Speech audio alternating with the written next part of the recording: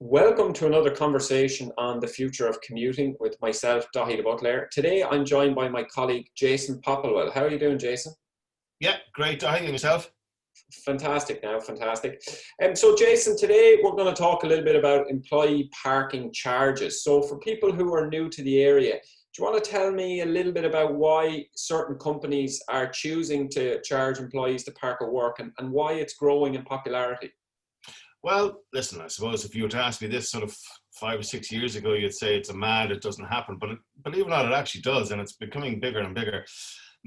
Couple of main reasons. One, if your demand heavily outstrips supply, it can warrant some opportunities for employees to actually charge for it.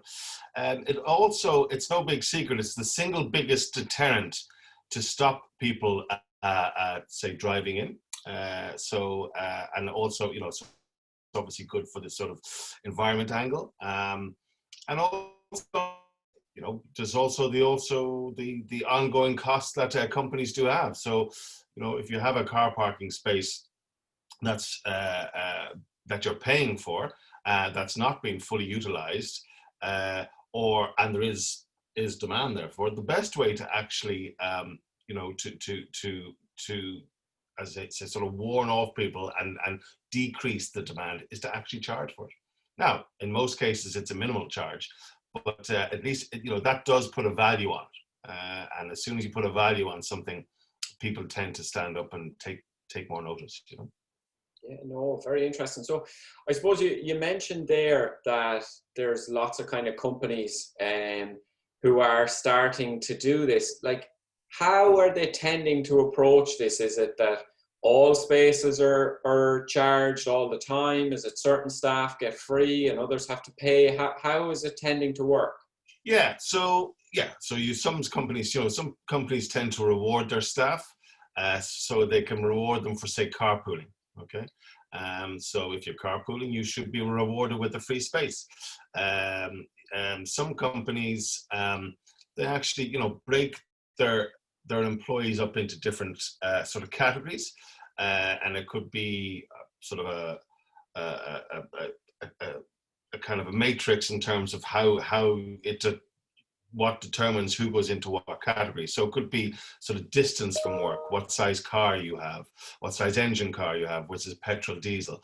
And all of those factors would have sort of points to them, and they all add up, and certain categories have a certain amount of points, and certain categories would, say, get free parking. Certain other categories would have to charge. There's also categories for people who are disabled or pregnant. But yeah, it is becoming more prevalent. But I suppose nowadays, with the whole sort of sustainability angle, the companies want to reward people for doing the right thing, and they reward them by not charging. And if you're going to have a big car and you're going to drive in and you only live 5 kilometers away, and you're not actually doing your bit, you will be charged for it. Yeah, no, it's definitely interesting, and I think it's definitely something that's going to grow into the future. You mentioned at the start that a couple of years ago you would have thought a company would be mad, and there's many companies out there who would balk at the mere thought of this, and what would our employees say, and there'd be civil war and unions and all sorts. Like, by and large, from your experience working with companies who are going through this transition, what are they doing to make that an easier transition? Well, to be honest, the biggest thing which I learned is sort of, culture comes from top down. So if you can get the top executives to buy into the actual theory behind it, and then it'll filter down, it makes it so much easier. But listen, the world is changing. People are more equal. I'm finding less and less of the, 4 or 5 tiers, and the guy or lady in the big corner office, and have their own, lavatory and stuff. That's all gone. Everything's kind of more and more becoming equal. So most parking spaces don't have enough parking spaces for the demand. So if it's becoming more equal, that's even putting more demand the parking pressure there.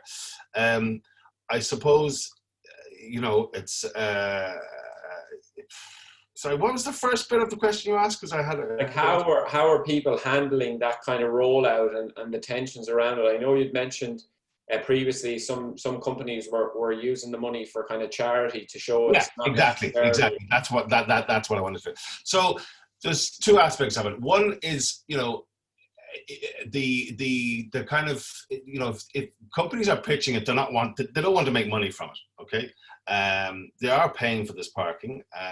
They're paying in some cases, making paying huge amount. They want to be able to utilize the parking spaces which they have. So yeah, I mean, they would like to. It's not a money-making exercise. It's more about putting a value on something. And when you put a value on something, then people tend to adhere and stick to the rules better. Because an awful lot of companies 4 or 5 years ago, like I mentioned, it was a bit like the Wild West. It's kind of first come, first served. The senior people have their own section, but they're hardly there, or sometimes they're not there. But their spaces are still empty.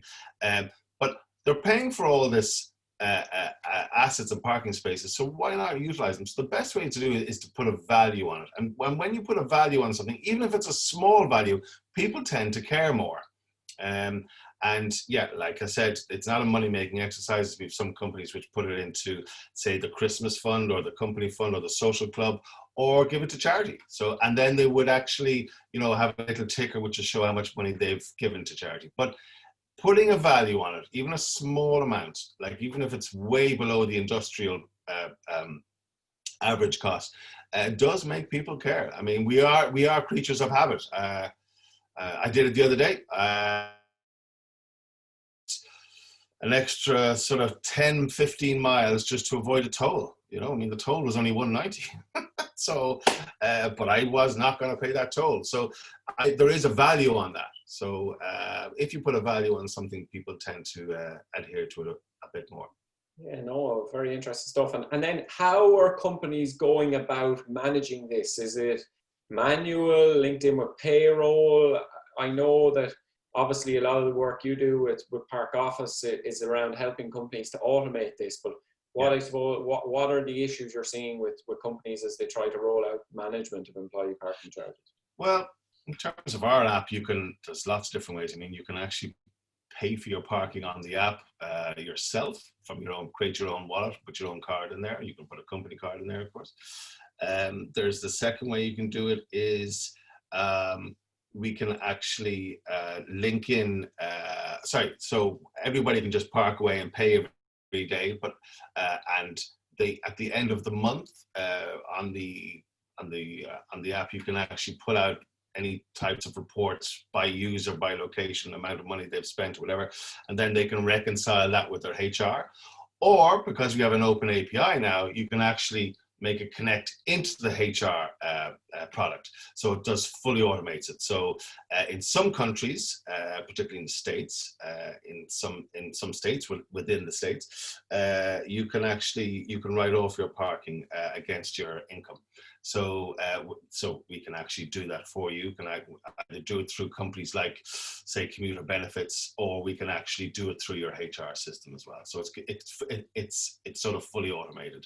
But as long, with the likes of sort of AI, also sort of open API, all these things are possible, and it's about all making it all smoother. But yeah, that's basically what's happening. Yeah, no, that's some great insights, and thanks a million for your time today, Jason. All right, good luck.